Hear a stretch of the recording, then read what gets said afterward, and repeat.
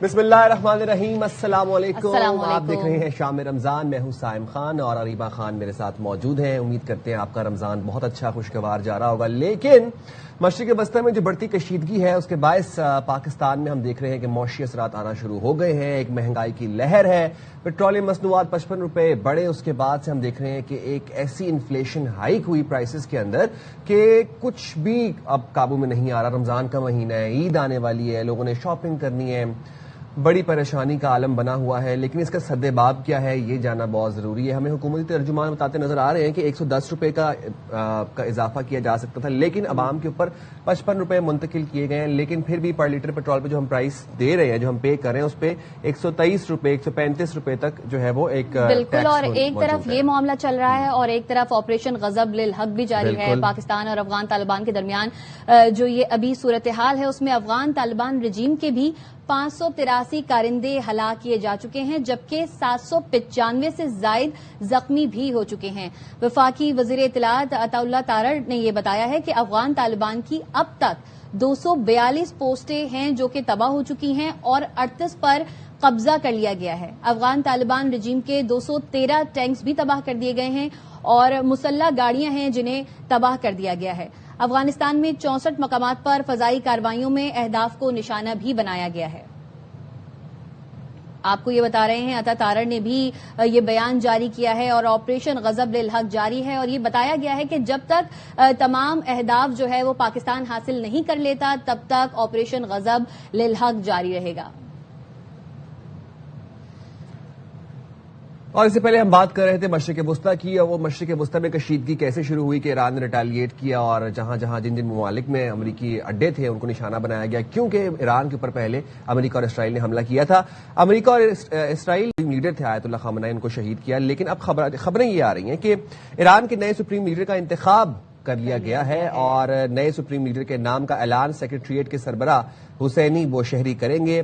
رکن مجلس خبرگان نے یہ بتایا کہ آئین کے تحت کسی رکن کو اپنا فیصلہ تبدیل کرنے کا حق نہیں ہے، تو ایران کے نئے سپریم لیڈر کا انتخاب کر لیا گیا ہے اور نئے سپریم لیڈر کے نام کا اعلان سیکریٹریٹ کے سربراہ حسینی بوشہری کریں گے۔ رکن مجلس خبرگان نے یہ بتایا کہ آئین کے تحت کسی رکن کو اپنا فیصلہ تبدیل کرنے کا حق نہیں ہے۔ تو آپ کو بتا رہے ہیں کہ ایرانی سپریم لیڈر آیت اللہ خامنہ کی شہادت کے بعد اب ایران کے نئے سپریم لیڈر کا انتخاب کر لیا گیا ہے، اور عالم الہدا یہ بتاتا ہے کہ نئے سپریم لیڈر کے نام کا اعلان سیکریٹریٹ کے سربراہ حسینی بوشہری کریں گے۔ بالکل، اور 2 ہفتے ہو چکے ہیں سائم، اور اسرائیل اور ایران کے درمیان یہ جو جنگ ہے وہ جاری ہے۔ بمباری دوسرے ہفتہ ہو چکا ہے لیکن تاحال جاری ہے۔ اسرائیل نے فوجی اڈوں کو، میزائل لانچرز کو اور پاسداران انقلاب کی تنصیبات کو بھی نشانہ بنایا ہے۔ مختلف مقامات کو وہاں پہ نشانہ بنایا جا رہا ہے، اور اصفہان اور دیگر شہروں پر بھی تازہ بمباری میں 8 افراد شہید ہو چکے ہیں۔ اور قدسیہ کے آئل ڈپو پر بھی حملے کے بعد خوفناک آگ بھڑک اٹھی تھی، اور امریکہ اور اسرائیل نے پہلی بار آئل ڈپو اور ریفائنری کو بھی ٹارگٹ کیا ہے، اور کرج کوہاک اور شہران میں بھی کارروائیاں جاری ہیں۔ اور اسرائیلی فورسز کا یہ کہنا ہے کہ حملوں کا مقصد ایندھن کے ذخائر کو نشانہ بنانا تھا جنہیں فوج استعمال کرتی ہے۔ کل رات بھی ہم نے ایسے مناظر دیکھے جو کہ بڑے خوف زدہ کرنے والے تھے۔ وہ تہران کے مناظر تھے جب اسرائیلی حملے میں تہران کی سب سے بڑی آئل ریفائنری کو نشانہ بنایا گیا۔ تو ہم دیکھ رہے ہیں کہ میزائلز آ رہے ہیں، اس سائڈ سے بھی آ رہے ہیں اور ایران کے سائڈ سے بھی آ رہے ہیں۔ اسرائیل نے تہران میں پاسداران انقلاب کا ایئر ڈیفنس کمانڈ سینٹر بھی تباہ کرنے کا دعویٰ کیا ہے، اور حملوں میں قدس فورس کے جنگی سامان کے گودام بھی تباہ کر دیے ہیں۔ ہلال احمر کے مطابق اب تک 5535 رہائشی units, 1041 commercial units, 14 medical centres, 65 سکولوں اور ہلال احمر کے 13 مراکز کو نشانہ بنایا جا چکا ہے۔ تو یہ اسرائیلی پیٹرن ہے کہ سکولز کو نشانہ بنانا اور اس کے بعد پھر میڈیکل سینٹرز کو، اسپتالوں کو نشانہ بنانا، سویلین آبادیوں کو نشانہ بنانا، یہ اسرائیل کا ایک پرانا پیٹرن ہے جو کہ ہم نے غزہ میں اور ہم نے فلسطین میں بھی نوٹس کیا تھا۔ بالکل، اور دونوں طرف سے ہی دعوے کیے جا رہے ہیں، اور ظاہر ہے کہ خطے کی جو صورتحال ہے وہ انتہائی کشیدہ بھی ہوتی چلی جا رہی ہے۔ اب دیکھنا یہ ہے کہ صورتحال کب جو ہے وہ معاملات جو ہیں وہ بہتری کی طرف جاتے ہیں۔ اس سچویشن میں امریکی صدر ڈونلڈ ٹرمپ نے ایران پر زیادہ شدت سے حملوں کا اعلان بھی کر دیا اور کہا یہ ہے کہ ایران کے لیے ایسا صدر چاہتے ہیں جو ملک کو جنگ کی طرف نہ لے کر جائے۔ اچھا، اب ہمیں یہ بھی نظر آ رہا ہے کہ امریکی صدر ڈونلڈ ٹرمپ اب رضا پہلوی کے حامی نہیں ہے، ورنہ پہلے ہمیں یہ لگ رہا تھا کہ رضا پہلوی کو وہ رجیم چینج کر کے ایران میں لانا چاہتے ہیں، لیکن ایک دفعہ ان سے صحافی نے سوال بھی کیا تو انہوں نے کہا کہ no we are not, we want somebody from inside Iran. تو انہوں نے یہ بھی کہا کہ جبکہ امریکہ اسرائیل کے حملوں کے بعد ایران کا نقشہ ویسا نہیں ہوگا جیسا ابھی ہے. صدر ٹرمپ نے کیا کہا آپ کو ذرا سنواتے ہیں. Whether you have indications of whether Russia is supporting Iran somehow in this. No, I have had no indication of that whatsoever. If they are, they're not doing a very good job because Iran is not doing too well. Said you want to be involved in the selection of the next leader of Iran. Can you talk to me? Well, because I don't want to just come back every 10 years and so we want to pick a president that's not going to be leading their country into a war. We're not looking to settle. They'd like to settle. We're not looking to settle. اب صورتحال یہ ہے کہ جی صدر Trump کے اس بیان کے بعد ایران کے وزیر خارجہ عباس عراقچی کا بھی بیان سامنے آیا ہے اور انہوں نے کہا ہے کہ صدر ٹرمپ کشیدگی چاہتے ہیں تو پھر ان کو وہی ملے گی. انہوں نے بھی ایکس پر پوسٹ کیا ہے اور اس پہ لکھا کہ امریکی ٹرمپ نے فوج کی صلاحیت کا غلط اندازہ لگایا اور ایرانی اقدامات میں شدت کی ذمہ داری امریکہ پر ہی ہوگی. اسرائیلی وزیر اعظم نے بھی امریکہ کو جنگ میں دھکیل دیا. انہوں نے اسرائیلی وزیر اعظم کو بھی تنقید کا نشانہ بنایا اور کہا کہ یہ اسرائیل کو مقدم رکھنے والوں کی جنگ ہے. ایرانی صدر کی جانب سے تناؤ میں کمی کی کوششیں ٹرمپ کی غلط فہمی سے متاثر ہوئی ہیں. بالکل ایسے ہی ہے. اب یہ دونوں طرف سے ہم دیکھ رہے ہیں کہ کوئی بھی بیک آف کرنے کے لیے تیار نہیں ہے. صدر ٹرمپ کہتے ہیں کہ اب شدید حملہ ہوگا تو ایران کہتا ہے کہ اب اس سے بھی زیادہ شدید حملہ ہم کر کے دکھائیں گے. وہ یہ بھی کہتے ہیں کہ مذاکرات بھی جو ہیں وہ ایران ہی شروع کرے. صدر ٹرمپ اور نیتن یاہو نے رجیم چینج کے لیے ایران پر حملہ کیا لیکن خود امریکی ایجنسیاں یہ کہہ رہی ہیں کہ حملوں کے باوجود ایران میں حکومت کی تبدیلی ممکن نہیں ہے. یہ جناب امریکہ کی 18 انٹیلیجنس ایجنسیوں کی رپورٹ سامنے آئی ہے. واشنگٹن پوسٹ کے مطابق رپورٹ میں یہ کہا گیا ہے کہ ایران پر بڑے پیمانے پر حملوں سے بھی رجیم چینج نہیں ہو سکتی کیونکہ منتشر اپوزیشن حکومت سنبھالنے کے قابل ہی نہیں. اگر ایران کی اعلیٰ قیادت ختم کی جائے تو بھی ملک کا فوجی اور مذہبی نظام برقرار رہ سکتا ہے. ان کا نظام اتنا سینٹرلائزڈ ہے کہ وہاں پر بہت ایزی ہے to elect the next supreme leader. جس طرح بھی ہم دیکھ رہے ہیں, خبر بھی دی تھی آپ کو کہ اگلے سپریم لیڈر کا انتخاب ہو گیا ہے. تو اور دوسری بات یہ ہے کہ اس ایسے پوائنٹ میں جب امریکہ کو لگ رہا ہے کہ وہاں پر رجیم چینج کی جا سکتی تو وہاں پر اپوزیشن بھی منتشر ہے. رضا پہلوی کہاں پہ گئے وہ ہمیں پتا نہیں ہے. تو اب جب رجیم چینج کرنے کا ارادہ تھا ڈونلڈ ٹرمپ کا وہ نہیں کر پائے لیکن وہ مذاکرات اب کس کے ساتھ کریں گے؟ سیز فائر کی بات اب کس رجیم کے ساتھ ہوگی, کس لیڈر کے ساتھ ہوگی؟ اور اس دفعہ جو انہوں نے جو جنگ جو شروع کی تو ان کا مطالبہ ہی رجیم چینج کا تھا. جبکہ اگر ہم جون کی طرف نظر ڈالیں, جب جون پہ انہوں نے حملے کیے تھے تو ان کا جو ایک آبجیکٹو تھا وہ نیوکلیر فیسلٹی تھی, لیکن اس دفعہ ان کا ارادہ ہی رجیم چینج تھا. اچھا, یہ نیوکلیر فیسلٹی والا فساد تو ڈونلڈ ٹرمپ نے پچھلے 30 سالوں سے پہنا ہوا ہے, نیو یارک ٹائمز سے بھی پہنا ہوا ہے. But any how moving forward جناب ہم بات کریں گے ماہر بین الاقوامی امور محمد حسین باقری ہمارے ساتھ موجود ہیں. بہت شکریہ حسین باقری صاحب, آپ نے پروگرام کے لیے وقت نکالا. صدر ٹرمپ نے مشتبہ خامنائی کا نام پہلے مسترد کر دیا ہے اور خبریں ہمارے پاس یہ آ رہی ہیں کہ مشتبہ خامنائی کو سپریم لیڈر منتخب کر دیا گیا ہے. اس کا اعلان کچھ ہی دیر میں ہو جائے گا, ہمارے سامنے بھی آ جائے گا. آپ سمجھتے ہیں کہ امریکہ اب نہیں ٹارگٹ کر سکتا یا اب انہیں ٹارگٹ کرنے کے چانسز ہیں؟ اینڈ آلسو اگر امریکہ یا ڈونلڈ ٹرمپ نہیں چاہتے کہ مشتبہ خامنائی سپریم لیڈر بنے تو پھر وہ کس کو بنانا چاہتے ہیں؟ ان مطلب رضا پہلوی بھی آؤٹ آف دا باکس نا, آؤٹ آف دا کوشچن. اور ایسی صورتحال میں کہ جب وہاں ایران میں امریکی حملے ہو رہے ہیں تو اب مذاکرات کس سے ہوں گے؟ اب سیز فائر کی بات کس سے کی جائے گی؟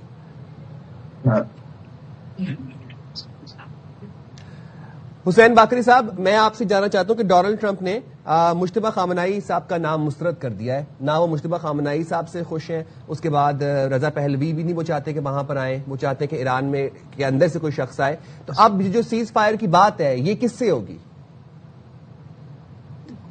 سب سے پہلے آپ کو اور آپ کے ویورز کو السلام علیکم. بہت شکریہ آپ نے پروگرام میں انوائٹ کرنے کے لیے. یہ کس نے کہا کہ ٹرمپ صاحب بتا سکتے ہیں ایران کا نیکسٹ سپریم لیڈر کون ہوگا؟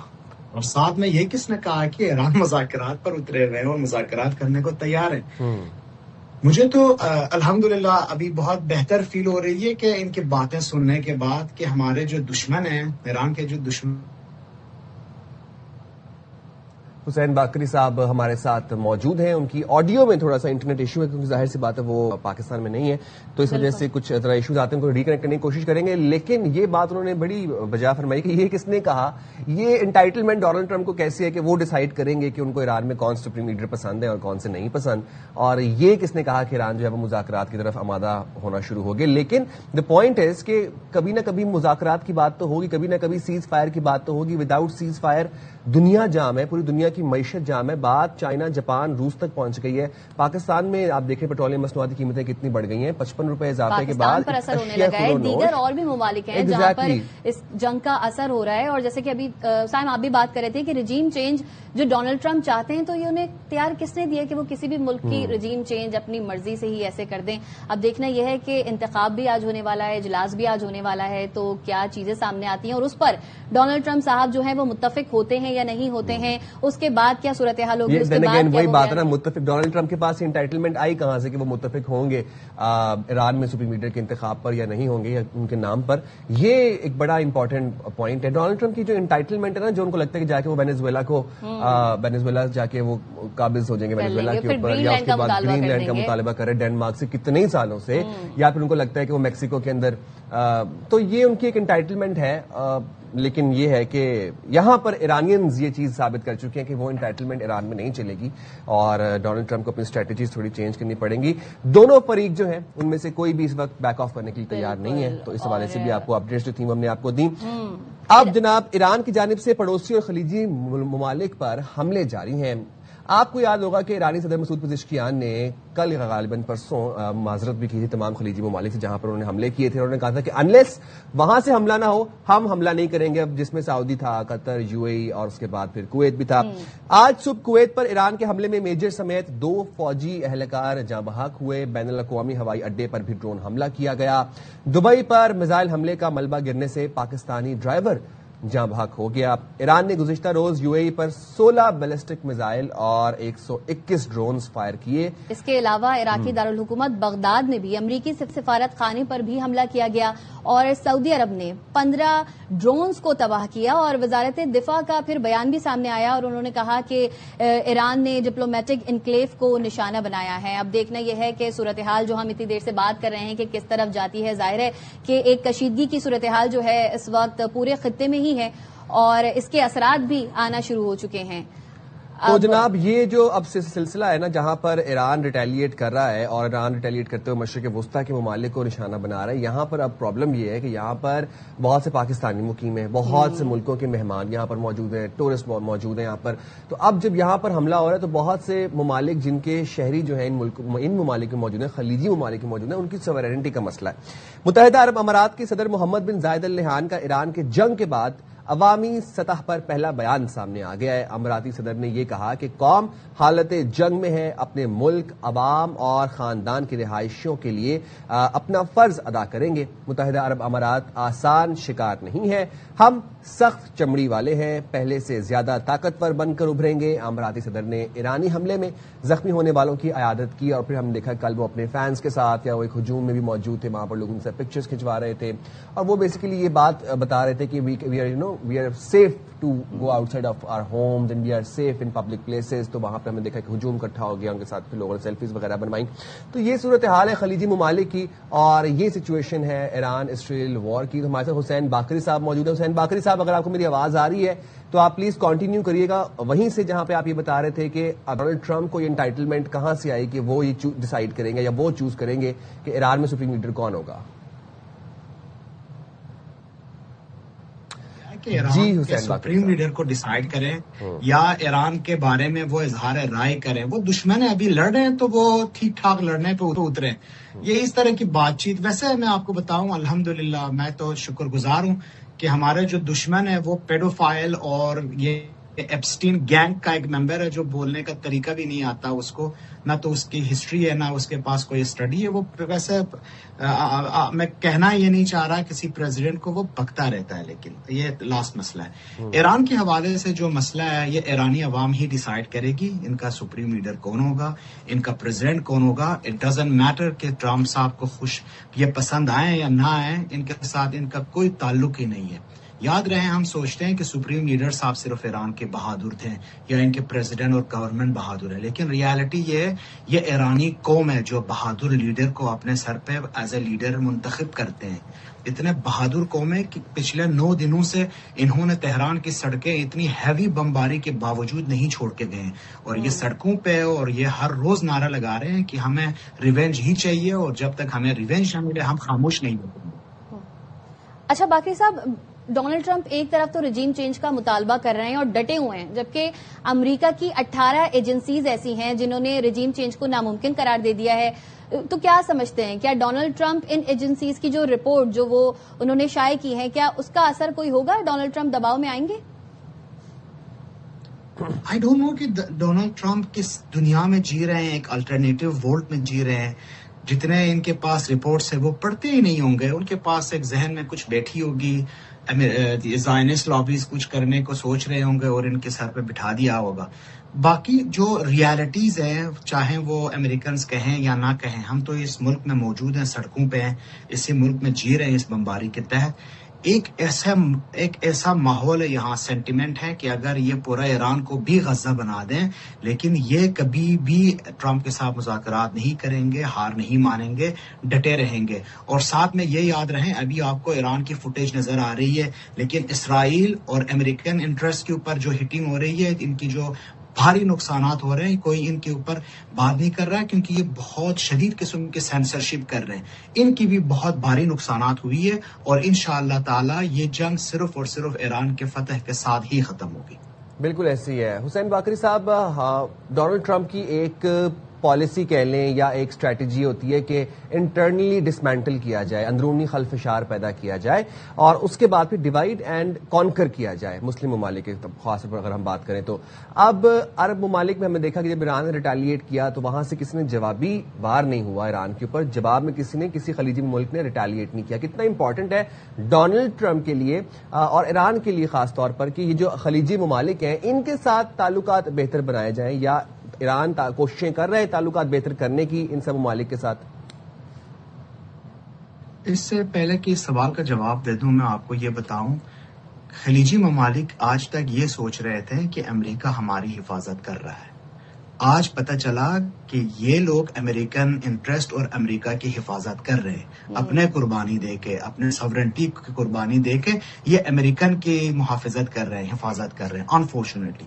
دوسری جو بات ہے، یاد رہے کہ ایران نے پچھلے 2-3 مہینوں سے یہی کہہ رہا ہے کہ ہمارے کوئی بھی پرابلم ہمارا نہیں ہے اپنے ہمسایوں کے ساتھ، نہ ان کے ساتھ ہم جنگ لڑنا چاہ رہے ہیں، نہ ان کے اندرونی معاملات میں مداخلت کرنا چاہ رہے ہیں، نہ کسی گورنمنٹ کے ساتھ کوئی پرابلم ہے. ہم صرف اور صرف امریکن جو لیجیٹیمیٹ ٹارگیٹس ہیں ہمارے لیے، امریکن انٹرسٹ اور اڈوں کو ہٹ کر رہے ہیں جو ہمارے خلاف استعمال ہو رہا ہے. اسی طرح ڈپلومیٹک چینلز ابھی بھی کھلے ہیں، دن میں 3-4 دفعہ پریزیڈنٹ، سپریم نیشنل جو ان کا کاؤنسل ہے وہ سب سارے بات کر رہے ہیں خلیجی ممالک کے سربراہوں کے ساتھ. آج ہی عباس عراقچی صاحب اور سعودی عرب کے جو فارن منسٹر ان کی بھی بات چیت ہوئی ہے. ایران کہہ رہا ہے کہ جنگ ختم ہونے دے، ہم بھائی ہیں، لیکن جنگ کی صورتحال ہے اگر آپ کے اڈے ہمارے خلاف استعمال ہوتے ہیں، جتنے بھی ہمارے بھائی پیارے اس طرح کے ریلیشنز ہو، جب تک آپ کے اڈے ہمارے خلاف استعمال ہوتے ہیں ہمارے میزائلز آپ کے اڈوں تک پہنچ جائیں گے.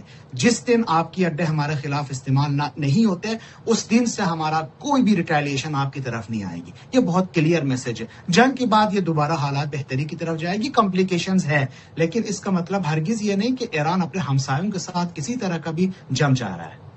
رائٹ، ٹھیک ہے. بہت شکریہ محمد حسین باقری، آپ نے بہت امپورٹنٹ اور پریسائز ڈیٹیل سے ہمیں انلائٹن کیا. Thank you very much for taking out time for شام رمضان. ہم جائیں گے آپ چھوٹی سی بریک میں، حاضر ہوں گے بریک کے بعد، جڑے رہیے گا.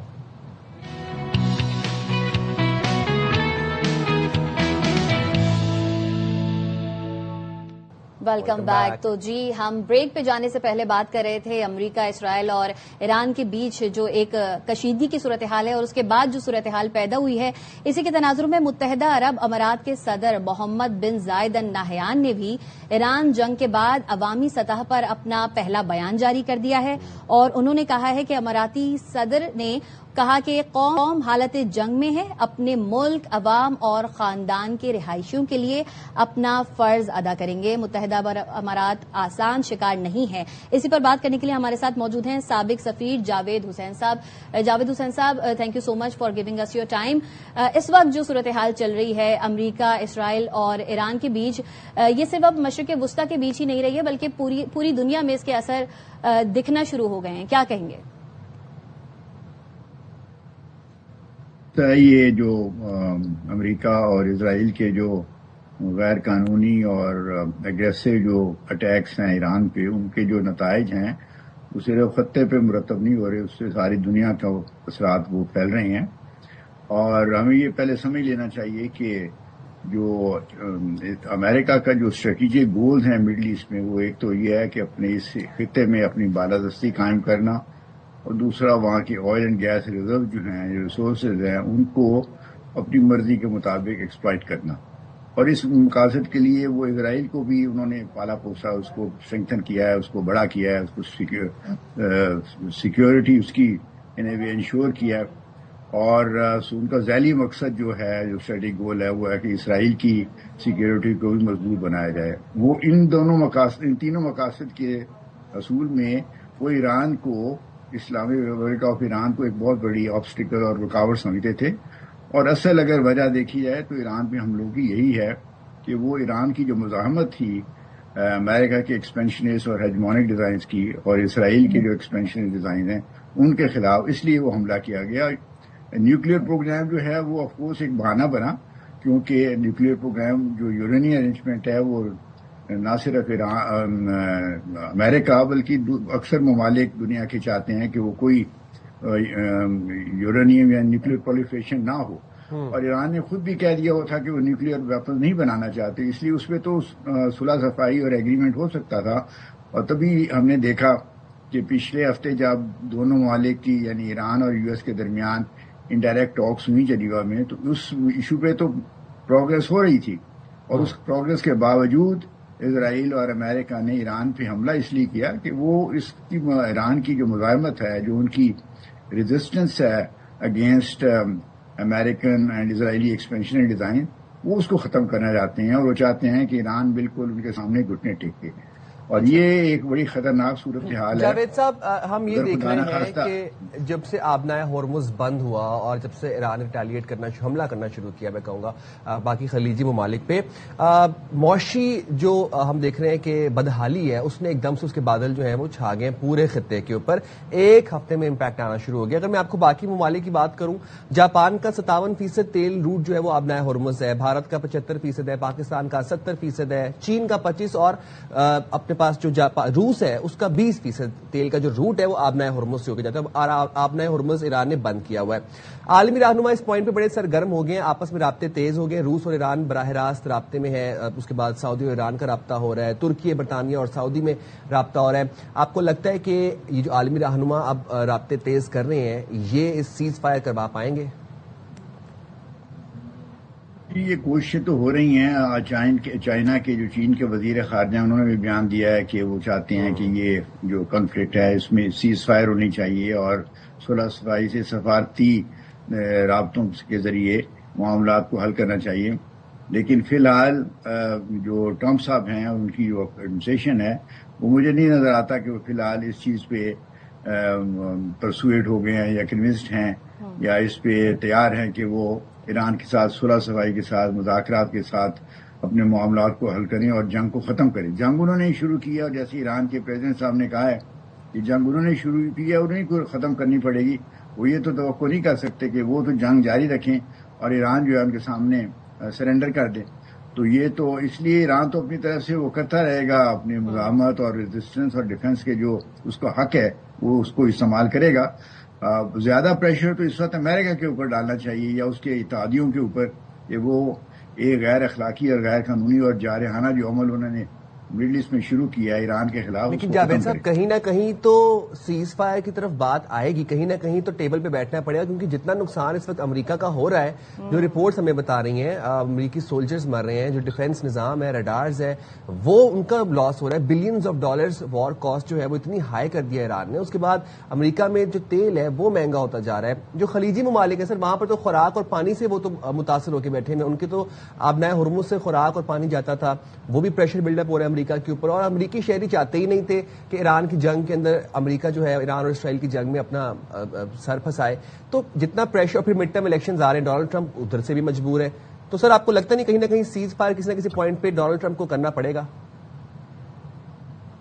وہ الٹیمیٹلی تو آپ کی بات درست ہے کہ کسی سٹیج پہ جا کے امریکہ اور ٹرمپ صاحب کو سیز فائر اور نیگوشیشنز کی طرف قدم بڑھانا پڑے گا. لیکن فی الحال وہ میرے خیال میں سٹیج ابھی آئی نہیں ہے. اس کی وجہ یہ ہے ٹرمپ صاحب جو ہیں انہوں نے اتنے بلند باغ دعوے کیے ہوئے ہیں, سڈنلی اب ان کے لیے اپنا اس کو ریورس کرنا ان کے لیے بہت مشکل ہے. اس کو اپنا تو جاوید صاحب, امریکہ اور اسرائیل کی کی جانب سے ایران پر بھی حملے جاری ہیں اور جواب میں ایران بھی اسرائیل اور امریکی اہداف جو بھی ہیں ان کو نشانہ بنا رہا ہے.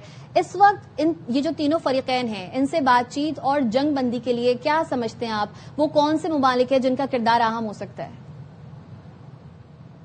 دیکھیں, جو ممالک 3 کیٹیگریز میں آپ شامل کر سکتے ہیں. ایک تو یوروپین جو کنٹریز ہیں ان کو اپنا ان کا امریکہ الائی ہے, اتحادیہ, اس کے اوپر پریشر ڈالنا چاہیے, لیکن ابھی آثار نظر نہیں آ رہے کہ وہ کر رہے ہیں. دوسرا روس اور چائنا, وہ پریشر ڈال سکتے ہیں اور کرنا خاص ان کو ڈرنا چاہیے. تیسرا جو ریجن کے ملک ممالک ہیں جیسے گلف کنٹریز ہیں, سعودی عربیہ اور دوسرے عرب ممالک ہیں, ان کو پریشر ڈالنا چاہیے ٹرمپ کے صاحب کے اوپر کہ انہوں نے ایک بالکل غیر انسان یعنی انجسٹ قسم کی وار شروع کی ہے جیسا کوئی جواز نہیں تھا. اور آپ کی باتیں ٹھیک ہیں کہ جنگ سے تو نقصانات تو اقتصادی اور معاشی اور تجارتی ہو رہے ہیں اور مرتب ہو رہے ہیں ریجن کے ممالک کے اوپر بھی اور دنیا کے اوپر بھی. جنگ بہرحال جنگ سے خوشحالی تو نہیں پھیلا کرتی, تو وہ تو صاف ظاہر ہے. اس لیے جنگ کا ختم ہونا ریجنل کنٹری کے لیے, پاکستان کے لیے, گلوبل لیول پہ دوسرے ممالک کے لیے جتنا جلدی ہے جنگ رکے اتنا اچھا ہے. لیکن جو ٹرمپ صاحب نے پوزیشن لی ہوئی ہے وہ چاہتے ہیں کہ ایران ٹوٹل سرنڈر کر دے, تو وہ مجھے نہیں نظر آتا. میں نے بھی ایز ایمبیسڈر ایران میں 6 سال رہا ہوں, مجھے جتنا میں سمجھتا ہوں اس قوم کو یا اس ملک کو یا اس حکومت کو, میں نہیں سمجھتا کہ وہ جلد یعنی انکنڈیشنلی سرنڈر کر دیں گے جو ٹرمپ صاحب چاہتے ہیں. کریکٹ, ٹھیک ہے. بہت شکریہ جاوید حسین صاحب, آپ نے پروگرام کے لیے وقت نکالا. اور ایران ذرا بیٹل ہارڈنڈ قوم ہے وہ, اور ایک عرصے سے وہ جنگیں لڑتے آ رہے ہیں. تو یہ جاوید صاحب کی بات درست ہے کہ وہ کہیں نہ کہیں ہمیں ابھی فی الحال ایٹ دس پوائنٹ وہ ہمیں بیک آف کرتے نظر نہیں آ رہے. تو وقت تو ایک بریک کا, اس کے بعد واپس آتے ہیں.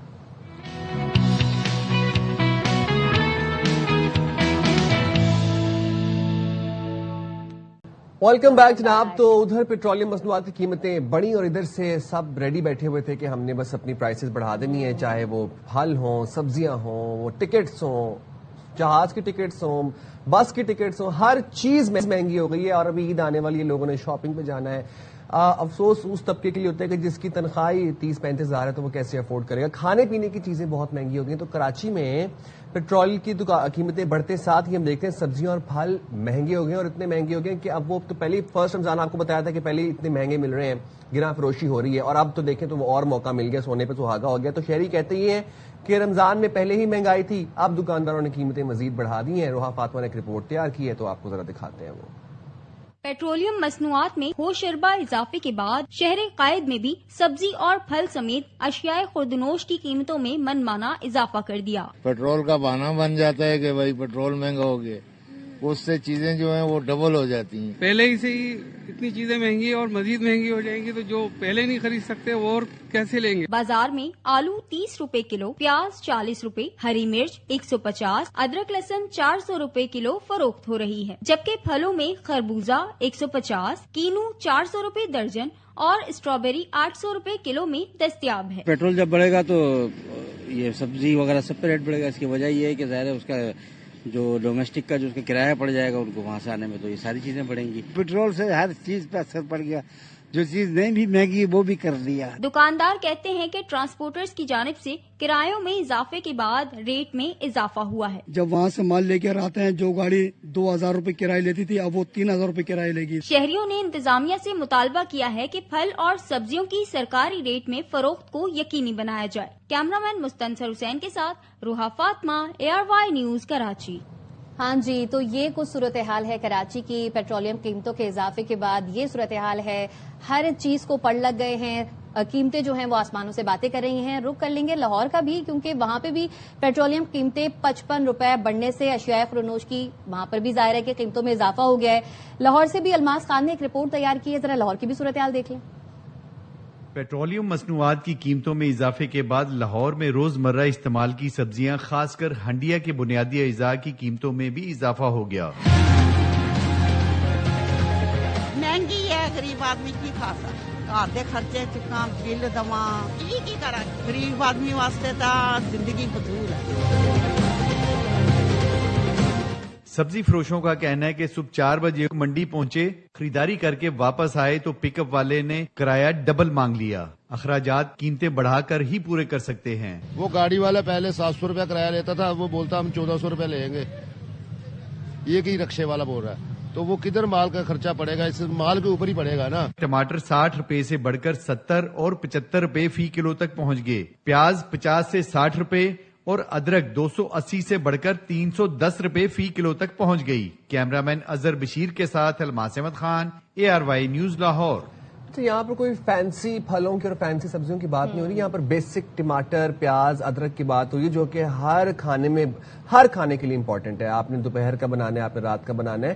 اور پھل آپ دیکھیں، سیب ہے، سیب تو پہلے 400 روپے کلو مل رہا تھا رمضان کے آغاز میں، امرود ویسے 350 روپے کلو مل رہا تھا۔ سب سے سستا مجھے لگتا ہے کہ رمضان کے علاوہ اگر ہم بات کریں تو ہمیں کیلے ملتے ہیں، لیکن اب جو قیمتیں ہیں وہ بندہ کیلوں میں بھی ہاتھ نہیں رکھ سکتا ہے۔ کیلے جو تھے وہ تقریباً 300-350 روپے کلو مل رہے تھے۔ سب سے سستی اب دعائیں ہو گئی ہیں ریبا، میرے خیال سے اس جو وقت چل رہا ہے اس میں دعائیں کرنی چاہیے۔ آپ میرے لیے کریں، میں آپ کے لیے کرتا ہوں۔ پھل اور سبزیوں کے بارے میں کیا ہی بات کر سکتے ہیں، وہ تو آؤٹ آف، وہ کہتے ہیں نا، قوت خرید ہو گئی نا، قوت خرید سے باہر۔ اور افسوس اس بات کا ہے کہ ابھی عید آنے والی ہے، تو عید میں بچوں کی اتنی خواہشیں ہوتی ہیں، پیرنٹس جو ہیں وہ پورا سال بچوں کے لیے پیسے جمع کر رہے ہوتے ہیں، سائڈ پہ لگا رہے ہوتے ہیں کہ بچوں کو چھوٹی چھوٹی چیزیں لینی ہوتی ہیں، جیولری لینی ہوتی ہے، بچیوں کی چیزیں ہوتی ہیں، پونیاں، کلپس، بیگز چھوٹے چھوٹے، لیکن مہنگائی کی وجہ سے ظاہر ہے کہ قوت خرید کو جو ہے وہ کافی زیادہ اثر پڑا ہے، اور لوگ جو ہیں وہ اب پتہ نہیں کہ کس طریقے سے اپنی عید کی تیاریاں مکمل کریں گے۔ Sadly and very unfortunately Karachi میں تو ایک تو یہ آئرنی بھی ہے نا کہ جہاں رمضان آتا ہے، عید آنے والی ہوتی ہے، تو پھر اس کے بعد ہم دیکھتے ہیں کہ وارداتیں بہت تیز ہو جاتی ہیں، اسٹریٹ کرائم میں اضافہ ہو جاتا ہے۔ کراچی کے علاقے گلشن معمار ناردرن بائی پاس پر شہریوں کا وارداتوں کے خلاف احتجاج، اور احتجاج کے باعث ٹریفک کی روانی متاثر ہوئی۔ تو سلمان لودھی سے جانتے ہیں کہ شہریوں کا کیا مطالبہ ہے اور کیوں یہ احتجاج کیا جا رہا ہے۔ سلمان بتائیے گا۔ گزشتہ رات ڈکیتی کی واردات ہوئی تھی ناردرن بائی پاس پر، جہاں پر ایک شہری کو قتل اور دوسرے کو زخمی کیا گیا تھا۔ موٹر سائیکل سوار ملزمان بآسانی فرار ہو گئے تھے۔ اسی ڈکیتی کی وارداتوں کے خلاف علاقہ مسئولین سڑکوں پر نکل آئے، احتجاج کرتے ہوئے انہوں نے دھرنا دے کر روڈ بلاک کر دیا ہے، ٹائر بھی جلائے گئے ہیں۔ Northern by pass per traffic کی روانی معطل ہو گئی ہے۔ پولیس مظاہرین سے مذاکرات کے لیے پہنچی ہے۔ مظاہرین ہی کہتے ہیں کہ ڈکیتی کی واردات میں ملوث ملزمان کو گرفتار کیا، جب تک گرفتار نہیں کیا جاتا ان کا احتجاج جاری رہے گا۔ اس واقعے پر پولیس حکام نے بھی نوٹس لیا اور SHO کو بھی معطل کیا گیا ہے۔ مظاہرین کی بڑی تعداد اس وقت ڈکیتی کی بڑھتی وارداتوں پر احتجاج کر رہی ہے اور یہ کہتی ہے کہ پولیس ڈکیتی کی وارداتوں کو روکنے میں ناکام ہے۔ ٹھیک ہے، تو سلمان لودھی ہمیں آگاہ کر رہے تھے ناردرن بائی پاس پر شہریوں کا وارداتوں کے خلاف احتجاج جاری تھا، جس پر وہ ہمیں تفصیل بتا رہے تھے۔ اب ہم یہاں پر ایک چھوٹا سا بریک شامل کرتے ہیں، اس کے بعد واپس آئیں گے۔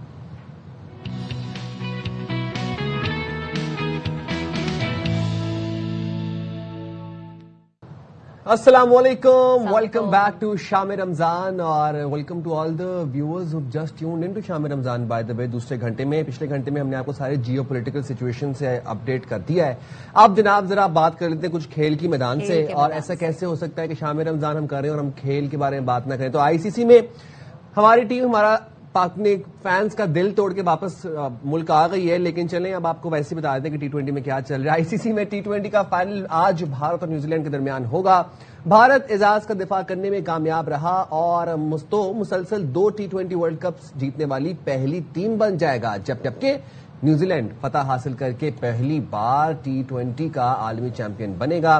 ایونٹ میں بھارت کو صرف جنوبی افریقہ سے شکست ہوئی، نیوزی لینڈ کو گروپ مرحلے میں جنوبی افریقہ اور سپر 8 میں انگلینڈ کے ہاتھوں ہار کا سامنا کرنا پڑا۔ وہ میچز ہم نے دیکھے، بڑے وہ نیک ٹو نیک میچز تھے۔ دونوں ٹیموں کی بیٹنگ لائن مضبوط ہے۔ کیویز نے سیمی فائنل میں 13 اوورز میں 170 رنز کا ہدف حاصل کیا، جبکہ بھارت نے ناک آؤٹ مرحلے میں 253 رنز کا بڑا سکور کھڑا کیا تھا۔ اور فائنل سے قبل بھی شائقین کے لیے میوزیکل کانسرٹ کا بھی وہاں پر اہتمام کیا گیا ہے کہ جو شائقین آئے ہیں وہ آئیں اور کانسرٹ سے جو ہے وہ محظوظ ہوں۔ اچھا، ایک طرف سائم ہوتا ہے کہ کرکٹرز کو بھی، جو ٹیم ہوتی ہے ان کو بھی، اور جو فینز ہوتے ہیں دباؤ کا شکار ہوتے ہیں، یہ خوف ہوتا ہے کہ کہیں ہم میچ نہ ہار جائیں، لیکن اس کے بعد ایک چیز آتی ہے، کچھ عجیب سی توہم پرستی۔ آپ کو بتائیں کہ بھارت کی کرکٹ ٹیم فائنل سے پہلے توہم پرستی کا شکار ہو گئی ہے جی، اور ورلڈ کپ جیتنے کے لیے انوکھے ہی کچھ کام کیے جا رہے ہیں۔ بھارتی مداح کہتے ہیں کہ احمد آباد کا میدان ان کی ٹیم کے لیے پنوتی ہے۔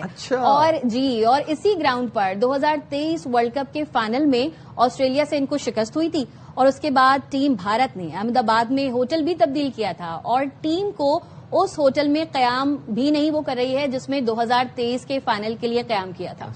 اچھا یہ ہوتا ہے کہ جب آپ کی جو لیڈرشپ ہے نا ملک کی وہ ایکسٹریملی ہندوتوا پر مبنی ہو اور فاشسٹ ہندوتوا پالیسی آپ کو سکھا رہی ہو. یاد ہوگا ہمیں کہ جب رافیل طیارے آئے تھے تو مودی صاحب نے بھی اس کی کوئی جا کے کوئی پرارتھنا کی تھی اور ان کو بھی کوئی رنگ شنگ لگائے تھے تاکہ وہ وہاں پہ بھی توہم پرستی ہمیں دیکھی, لیکن انہی رافیلز نے پھر بعد میں دھوکہ دیا تھا. ایک اور بھی میں آپ کو بات بتا دوں کہ یہاں پر یہ بھی ایک تھا کہ چاند گرہن کے اوپر جناب وہ انہوں نے پریکٹس نہیں کی. چاند دن پہلے چاند گرہن کا موقع تھا اور بھارتی ٹیم نے پریکٹس میں 45 منٹ تاخیر سے شروع کی تاکہ وہ چاند گرہن ذرا اوور ہو جائے, پھر اس کے بعد پریکٹس کی جائے. تو جناب موونگ فارورڈ, بھارت اور آئی سی سی کے امتیازی سلوک پر اب جنوبی افریقہ اور ویسٹ انڈیز کے کھلاڑی بھی برہم ہو گئے ہیں. آوازیں اٹھنا شروع ہو گئی ہیں. یہ سیم وائسز ہیں جو کہ ہم کہتے تھے باقی بورڈز کیوں نہیں بول رہے, اب بولنا شروع کر دیا. انہوں نے فلائٹ آپریشن بند ہونے سے جنوبی افریقہ اور ویسٹ انڈیز کی ٹیمیں بھارت میں پھنس گئی اور پھر آئی سی سی نے انگلینڈ کے کھلاڑیوں کو چارٹر فلائٹ پر روانہ کر دیا. اور جنوبی افریقہ اور ویسٹ انڈیز کے لیے کوئی انتظام نہیں کیا گیا ہے. پیکج بھارت میں جاری T20 ورلڈ کپ میں ایک بار پھر بد انتظامی شروع ہو گئی ہے, آپ بھی دیکھ لیجئے. ہاں جی, تو اب اسی پر بات کرنے کے لیے ہمارے ساتھ موجود ہیں سابق ٹیسٹ کرکٹر کامران اکمل صاحب. کامران, آج بھارت اور نیوزی لینڈ کے درمیان یہ میچ ہونے جا رہا ہے, کیا سمجھتے ہیں آپ کے خیال میں آج فائنل میں کس ٹیم کا پلڑا بھاری ہے, یہ بتائیں ذرا, بھارت یا پھر نیوزی لینڈ؟ نہیں, کنڈیشن وائز دیکھا جائے, ٹیم وائز دیکھا جائے اور آپ دیکھیں کہ ٹوٹلی انڈیا کو فیور کرتی ہے. اور جیسے انڈیا کی ٹیم بھی اس ورلڈ کپ میں کھیلی ہے, نمبر 1 ٹیم ہے, لاسٹ ایئر کی چیمپئنز ٹیم ہے, تو کہا تو یہی جا رہا ہے. اور اگر ہم لوگ ایز اے اینالسٹ بھی بات کریں تو انڈیا فیوریٹ لگ رہی, لیکن نیوزی لینڈ ٹیم نے بڑا سرپرائز کیا. وہ ہمیشہ ہی آئی سی سی ایونٹ میں بڑا زبردست کھیلتے ہیں, ایک یونٹی کے ساتھ کھیلتے ہیں, اور اتنی بڑی ٹیم نہیں ہے, اتنا بڑا آپ دیکھیں ملک نہیں ہے, لیکن اس کے باوجود آئی سی سی ایونٹ میں بڑی زبردست پرفارمنس دیتے ہیں. تو سیمی فائنل جیسے جیتے ہیں ساؤتھ افریقہ کی دوسری بڑی ٹیم سے وہ جیتے ہیں, تو مجھے لگ رہا ہے کہ ان میں بھی کانفیڈنس ہے, ایک اچھا میچ دیکھنے کو ملے گا. ریالٹی دیکھی جائے تو انڈیا کی ٹیم زیادہ فیوریٹ لگ رہی ہے. نہیں, زیادہ فیوریٹ تو ہے کامی بھائی, لیکن وہ اب انڈیا میں ایشو یہ ہوا ہے کہ جو احمد آباد والا جو گراؤنڈ ہے, جو پچ ہے, وہ کہتے ہیں کہ ہمارے لیے پنوتی ہے, مطلب ان لکی ہے ہمارے لیے. تو اب وہ چاند گرہن ختم ہونے کے بعد پریکٹس کرتے ہیں اور اس طرح کی مطلب باتیں وہاں پر چل رہی ہیں. مطلب وہ پریشر میں کہیں نہ کہیں اس چیز سے ہے کہ ان کو لگتا ہے کہ ان لکی ہے ہمارے لیے احمد آباد کی پچ. تو پچ ٹاس کتنا اہم ہو سکتا ہے؟ دیکھیے, جو باتیں ان چیزوں پہ تو میں بالکل ہی بلیو نہیں کرتا. اور جہاں تک گراؤنڈ کی بات ہے تو ابھی تک آئی سی سی ایونٹ کتنے کوئی 7-8 ایونٹ ہو گئے ہیں انڈین ٹیم وہاں پہ جیت نہیں سکی کوئی ناک آؤٹ میچ. تو یہ بات کرے ایک ہی میچ کھیلے میں 2023 کا, تو آسٹریلیا آؤٹ کلاس کھیلی, وہ چیمپئن بن گئی ہے. تو مجھے لگ رہا ہے کہ اس ٹیم کو ایسی چیزیں سوچنی نہیں چاہیے, اور نہ ان کے مائنڈ میں ہوگی. ایز اے پلیئر میں بات کر رہا ہوں, میڈیا یا کچھ لوگ ایسی باتیں کرتے ہیں. ان کی ٹیم کو پرفارمنس دکھانے آتی ہے, میچ جتوانے آتے ہیں ان سب پلیئروں کو. تو مجھے لگتا ہے کامران, آپ کہہ رہے ہیں نا کہ پرفارمنس دکھانی آتی ہے, میچ بھی جتوانے آتے ہیں, لیکن جو ایک توہم پرستی ہے اس کا کیا کیا جائے؟ کیا سمجھتے ہیں, کیا ہوم گراؤنڈ کا فائدہ آج بھارت کے لیے فیصلہ کن ثابت ہوگا, یا پھر وہ اسی دباؤ میں رہیں گے کہ یہ جی پنوتی اسٹیڈیم ہمارے لیے, ہم نہیں کر سکتے, نہیں جیت سکتے؟ دیکھیں, ٹیم تو نہیں یہ ایسا سوچ رہی ہوگی, میچ جب جیت جائیں گے تو یہ ساری چیزیں ختم ہو جائیں گی. اور جہاں تک ٹیم کی بات ہے, میں نے پہلے بھی کہا کہ بیٹنگ وائز دیکھا جائے تو بڑی زبردست ٹیم ہے, بیٹنگ بہت سٹرانگ ہے انڈین ٹیم کے پاس. بالنگ میں تھوڑی ویکنیس نظر آ رہی ہے. اکیلا بمراہ تو میرے خیال سے سارے میچز جتوا نہیں سکتا, 20 کے 20 اوور بمراہ نے تو کرنے نہیں ہے, دوسرے بالرز نے بھی بالنگ کرنی ہے. اور اسپنر سٹرگل کرتے ہوئے نظر آ رہے ہیں. ورن چکرورتی جو ایک نمبر 1 بالر سے, وہ کافی رنز دے رہے ہیں, کافی رنز لیگ کر رہے ہیں. تو مجھے لگ رہا ہے کہ اس کا ساتھ دینے کے لیے ہرشدیپ سنگھ تو ہے, لیکن میڈل میں جو بالنگ کرنی ہوتی ہے وہ ذرا سٹرگل کرتے ہوئے نظر آ رہے ہیں. نیوزی لینڈ کی فار بیٹر بالنگ مجھے لگ رہی ہے, بیٹنگ بھی ٹھیک ہے, لیکن کنڈیشن دیکھا جائے تو ہوم کنڈیشن کا فائدہ ہوتا ہے ہمیشہ ہوم ٹیم کو. تو مجھے لگ رہا ہے کہ ٹاس بڑا وائٹل ہوگا نیوزی لینڈ ٹیم کے لیے, کیونکہ نیوزی لینڈ ٹیم کے پاس بیٹنگ لائن اپ ایسی ہے, سیمی فائنل چیز کرتے ہوئے جیتے ہیں. تو کیا نام ہے, انڈیا کی بالنگ کو دیکھتے ہوئے وہ چیز پہ ضرور جائیں گے. اچھا کامران بھائی, دونوں ٹیموں کی بیٹنگ لائن بہت مضبوط ہے جیسے ابھی آپ نے بھی کہا, اور اس کے بعد آپ کہہ رہے ہیں کہ جو ٹاس ہے وہ بڑا انٹیگرل ہے نیوزی لینڈ کے لیے. تو نیوزی لینڈ کو ٹاس جیت کر بیٹ فرسٹ کرنا چاہیے یا فیلڈ؟ دیکھیں, بالنگ نہیں چاہیے نیوزی لینڈ ٹیم کو, کیونکہ انڈیا کی بالنگ کا ان کو اندازہ ہو گیا ہوا ہے. جیسے انگلینڈ کے خلاف آپ دیکھیں کہ آلموسٹ 253 چیز ہونے لگے تھے، کیونکہ ایک ہی بالرز پہ وہ کھیل رہے ہیں. وہ بھی بمراہ نے آخری دونوں اوورز اچھے کیے ہیں، جس کی وجہ سے وہ سیمی فائنل جیتا، نہیں تو 250 رن چیز ہونے لگے تھے. تو مجھے لگ رہا ہے کہ پھر نیوزی لینڈ کی ٹیم نے سیمی فائنل میں رنز چیز کیے ہیں، تو اس لیے وہ مجھے لگتا ہے وہ چیز میں جائیں گے. اچھا کامران، ظاہر ہے کہ آج فائنل ہے، پریشر بہت ہوگا دونوں ہی ٹیمز پہ، تو پریشر میچ میں آپ کیا سمجھتے ہیں کون سی ایسی ٹیم ہے جو دباؤ کو بہتر انداز میں سنبھال سکتی ہے، اور وہ کون سے کھلاڑی ہیں جو فائنل کا رخ بھی تبدیل کر سکتے ہیں؟ دیکھیں دونوں ٹیمیں بہت زبردست ہے، پریشر میں کھیلنا آتا ہے، اس پروسیس سے گزرے ہوئے ہیں. انڈیا 2 مرتبہ کی T20 کی چیمپئنز ٹیم ہے، تو ان کو اتنا مجھے نہیں لگتا کہ پریشر اتنا انڈر پریشر کرے گا جو پریشر جیسے آئیں گے. نیوزی لینڈ کی ٹیم دوسری بار فائنل کھیل رہی ہے 21 کے بعد، تو مجھے لگ رہا ہے کہ نیوزی لینڈ کی ٹیم کو میری خواہش ہے کہ نیوزی لینڈ ٹیم کو چیمپئن بننا چاہیے، اور انڈین ٹیم 2 بار بنی ہوئی ہے. ٹیم وائز دیکھا جائے پھر میں بولوں گا کہ فارم کو دیکھا جائے تو انڈیا کا کوئی میچ نہیں ہے، بہت زبردست ٹیم ہے. لیکن نیوزی لینڈ ٹیم بڑے، میں بار بار کہتا ہوں، بڑا چھوٹا سا سسٹم ہے، بڑے پروفیشنلی کرکٹ کو چلاتے ہیں. تو ہر کسی کی خواہش ہے جب سے ICC ایونٹ ہو رہے ہیں کبھی جیتے نہیں ہیں، تو نیوزی لینڈ ٹیم جیتے تو بہت ہی اچھا ہو جائے گا. لیکن پریشر کو اچھے طریقے سے ہینڈل کیا جائے تو مجھے لگ رہا ہے کہ انڈیا جو چیمپئن بنی ہے ان کو آئیڈیا ہے، انڈیا چیمپئن بنی، ان کو آئیڈیا ہے پریشر ہینڈل کرنے کا. بہت شکریہ کامی بھائی، آپ نے پروگرام کے لیے نکالا. اچھا T20 میں نا پاور پلے اور ڈیتھ اوورز بڑے انٹیگرل ہوتے ہیں، جو اس میں اچھا پرفارم کر جائے پاور پلے میں خاص طور پر، وہ جناب پھر اینڈ تک کھیلتا ہے. دیکھنا یہ کہ اب ان دونوں ٹیموں میں سے کون پاور پلے کا میکسیمم فائدہ اٹھاتا ہے. تو موونگ فارورڈ جناب، ذرا پاکستان آپ کو پتا ہے کہ اپنے ویسٹرن فرنٹ پہ ایک کانفلکٹ میں انگیجڈ ہے افغانستان، تو اس حوالے سے بھی ذرا بات کر لیں گے. آپ کو کچھ اپڈیٹس وہاں کی بھی دے دیں گے کہ افغانستان میں اور پاکستان کے بارڈر پہ چل کے رہے کہ تو خیبر پختونخوا میں سیکیورٹی فورسز کی 5 مختلف مقامات پر کارروائیاں ہوئیں. دہشت گردی کی متعدد کارروائیوں میں ملوث 13 خوارج ہلاک کر دیے گئے، جہنم واصل کر دیے گئے.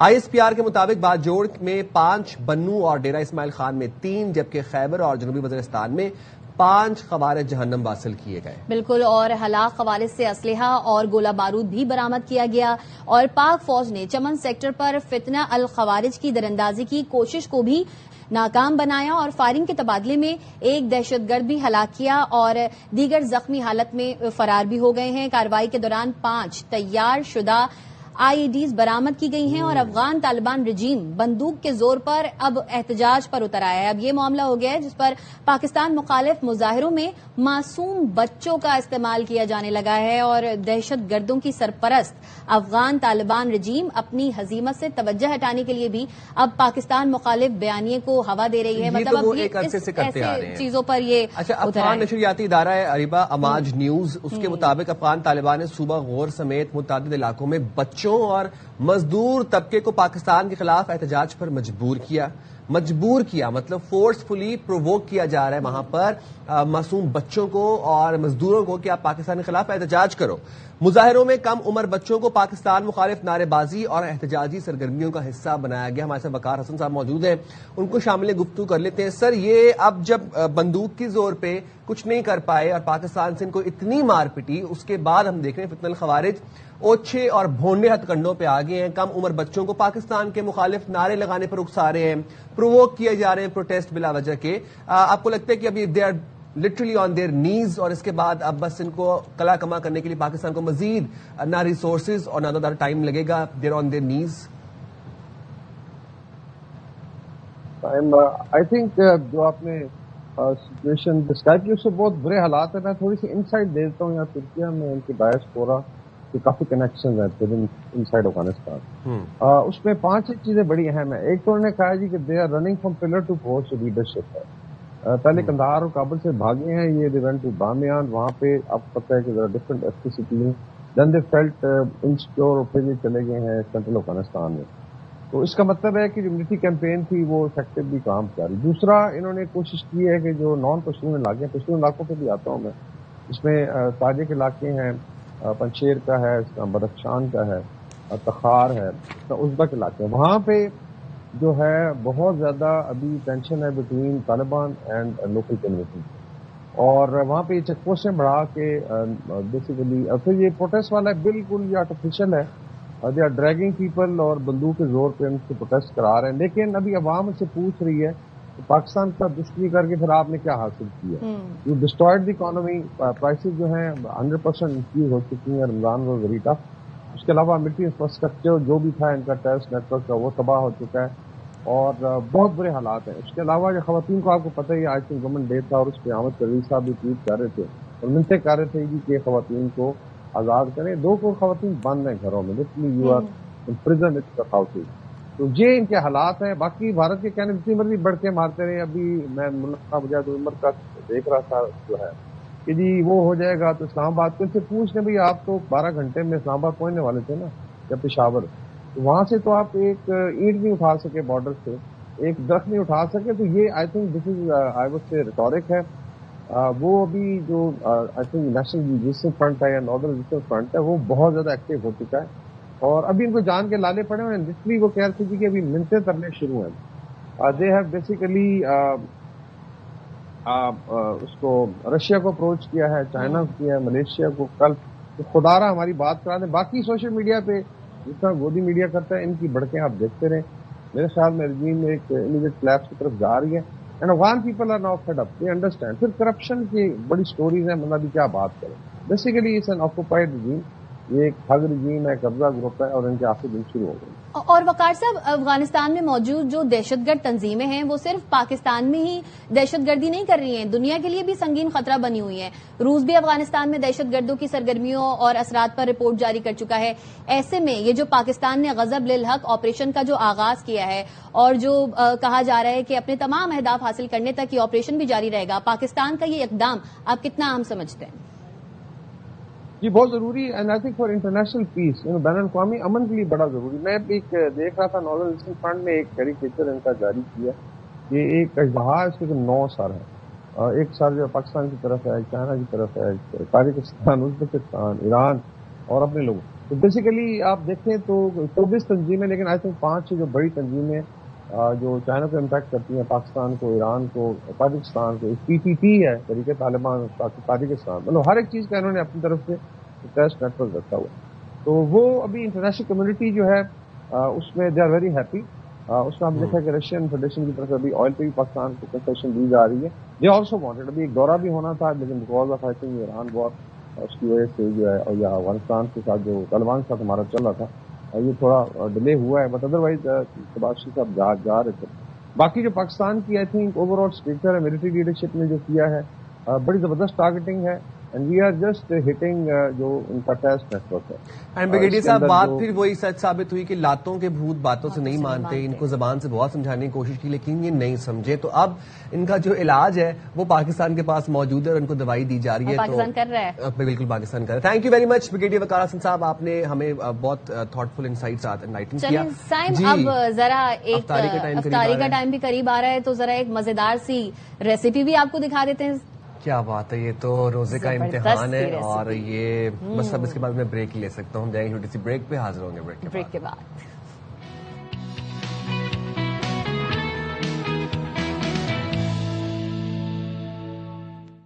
Welcome back. تو جی اب سب سے پہلے ایک اپ ڈیٹ شامل کر لیتے ہیں. آپ کو بتائیں کہ پاکستانی سفیر شفقت علی خان نے متحدہ عرب امارات میں مقیم پاکستانی برادری کے لیے ایک پیغام دیا ہے. انہوں نے کہا ہے کہ موجودہ علاقائی صورتحال میں پاکستانیوں کی حفاظت اولین ترجیح ہے. پاکستانی سفیر نے UAE کی حکومت کا پاکستانی برادری کی دیکھ بھال پر شکریہ بھی ادا کیا ہے. مریم الہی سے مزید تفصیلات جانیں گے. مریم بتائیے گا.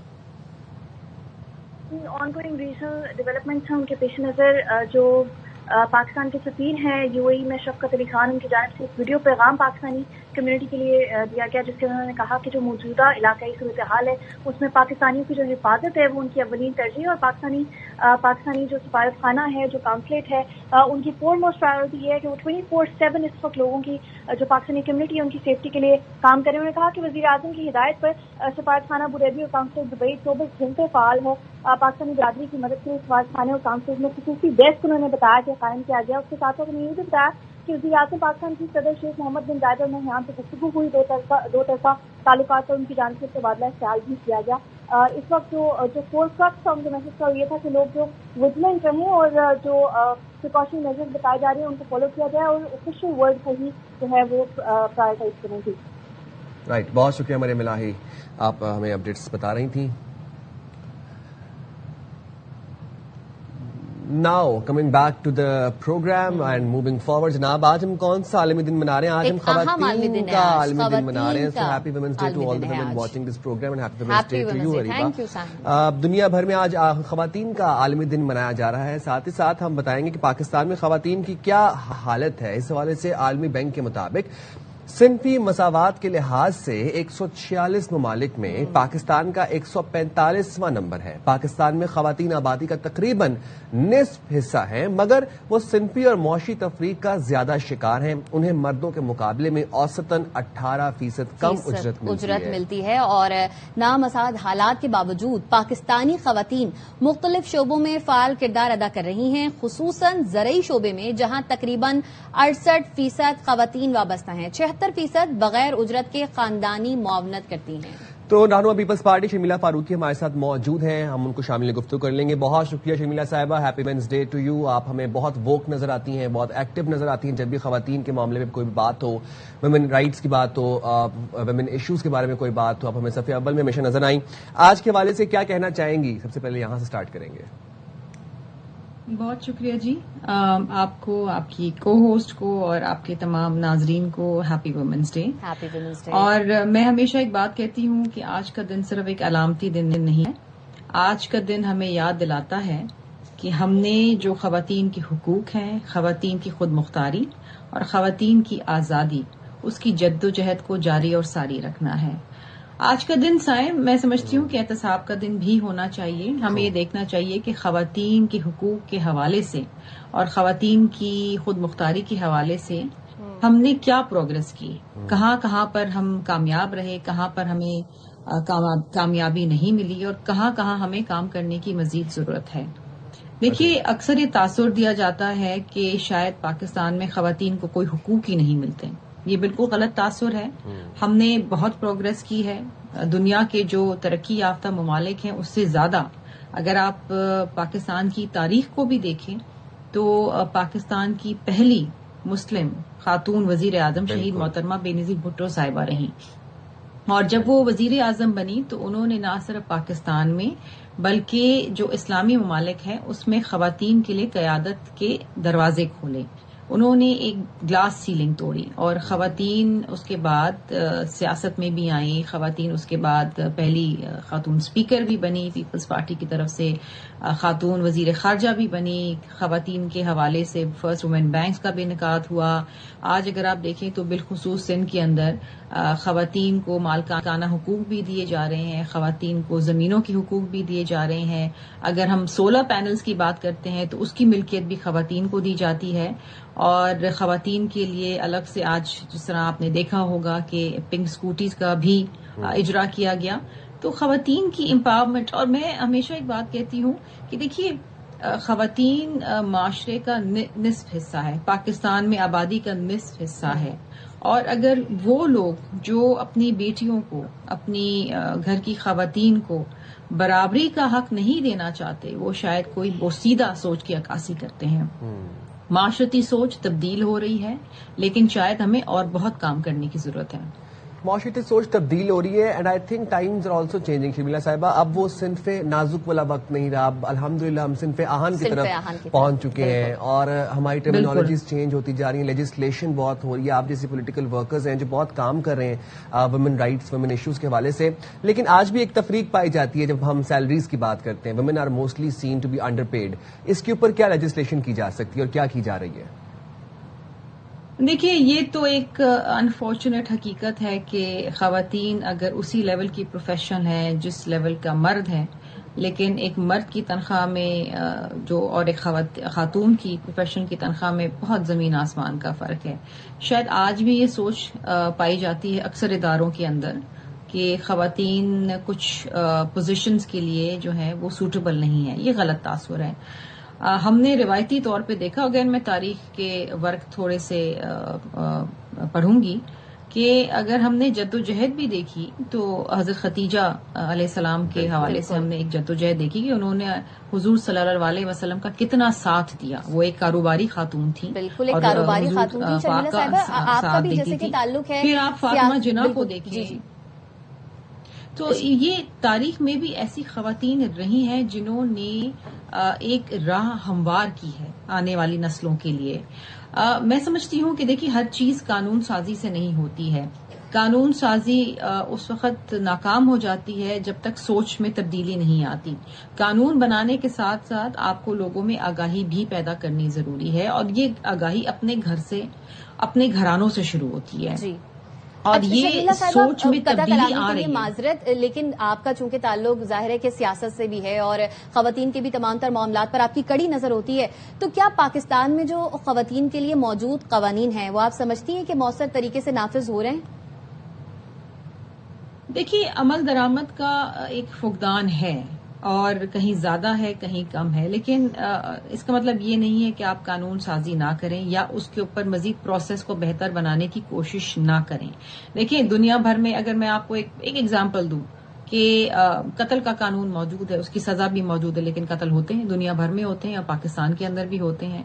ایکسیڈنٹس کے قانون موجود ہیں، سڑک پہ پھر بھی ایکسیڈنٹس ہوتے ہیں. اس کا مطلب یہ نہیں کہ آپ گاڑی چلانا چھوڑ دیں. آپ نے سوچ میں تبدیلی کرنی، انفورسمنٹ کرانا ہے. بحیثیت ایک پارلیمنٹیرین میرا کام صرف اور صرف قانون سازی کرنا نہیں ہے. میرا کام یہ بھی ہے کہ میں دیکھوں کہ یہ جو قانون پارلیمان پاس کرتا ہے اس پہ عمل درآمد ہو، تاکہ جن لوگوں کے لیے، جن لوگوں کی زندگی میں مثبت تبدیلی لانے کے لیے بنایا گیا ہے وہ تبدیلی آئے. اس کو ہمیں یقینی بنانا ہے. اس میں میڈیا کا ساتھ ہے، آپ جیسے لوگوں کا ساتھ ہے جو آگاہی پھیلاتے ہیں اپنے پروگرامز کے ذریعے. یہ ایک کلیکٹیو ایفرٹ ہوتی ہے. پھر عدالتیں آ جاتی ہیں، کیونکہ دیکھیں جب تک سزا یا جزا کا تعین نہیں ہوگا، اگر کوئی غلط کام کرتا ہے اس کو سزا نہیں ملتی ہے تو پھر وہ اس کی ہمت اور بڑھتی ہے، وہ کرتا جاتا ہے. اور یہ سزا جزا کا تعین کرنا بہت امپورٹنٹ ہے. شمیلہ صاحبہ، thank you very much for taking out time for شام رمضان، اور آپ نے اتنی تھاٹ فل انسائٹ سے ہمیں اویئر کیا، انلائٹن کیا. ہم جائیں گے چھوٹی سی بریک پہ، حاضر ہوں گے بریک کے بعد. ساتھ رہیے گا ہمارے.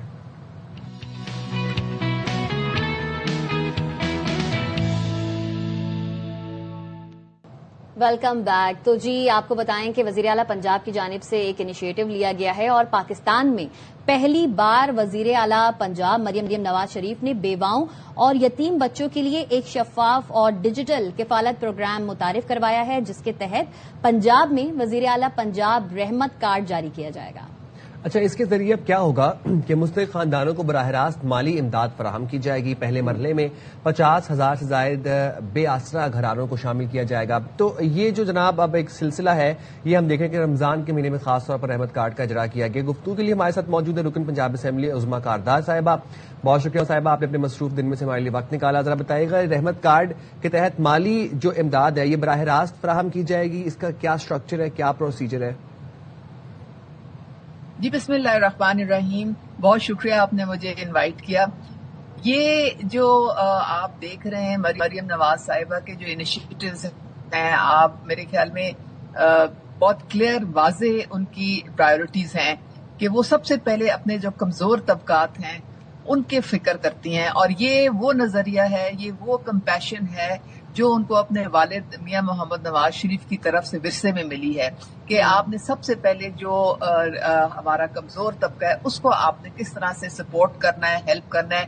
تو ریاست اور خصوصاً جو حکومت پنجاب ہے، پہلی دفعہ ہے کہ وہ ہماری جو بیوائیں ہیں اور جو ہمارے یتیم ہیں ان کو ہمیشہ اگنور کیا جاتا تھا، کیونکہ جب کوئی پروگرام آتا تھا تو ان کے لیے خصوصاً کوئی پرائیورٹی نظر نہیں آتی تھی. لیکن یہاں پہ جو رحمت کارڈ ہے اس میں 1 لاکھ روپیہ جو ہے وہ ہر بیوہ کو، اور جو ہمارے یتیم ہیں بچے ہیں وہ بھی ہماری بچے ہیں، 25 جو ہے وہ 1000 ان کو. یہ کفالت پروگرام ہے اور یہ سب کو ملے گا، اور بلا تفریق ہر بیوہ کو ان کے گھر پہ پہنچایا جائے گا تاکہ ان کی عزت نفس جو ہے وہ پامال نہ ہو. اچھا عظمیٰ صاحبہ، وزیر اعلیٰ مریم نواز شریف نے کہا ہے کہ بیواؤں کو خود روزگار کے قابل بنایا جائے گا. آپ کے خیال میں اس پروگرام کے ذریعے خواتین کو مستقل معاشی سہارا کس طریقے سے فراہم کیا جائے گا؟ کیا پروسیجر طے کیا گیا اس کے لیے؟ دیکھیں ابھی جو انہوں نے ای ٹیکسی کا جو اجرا کیا ہے وہ آپ نے دیکھا ہوگا، اس میں جو پرپل رنگ کی جو ٹیکسی ہے وہ خصوصی طور پہ خواتین کو دی جا رہی ہے، اور اس میں جو سر فہرست جو لوگ جن کو کنسیڈر کیا جا رہا ہے وہ بیوائیں ہیں. تو ان کو اس طرح سے وہ اپنی آمدنی جو ہے وہ ٹیکسی چلا کے تو اس کو مزید جو ہے وہ بڑھاوا دے سکتی ہیں.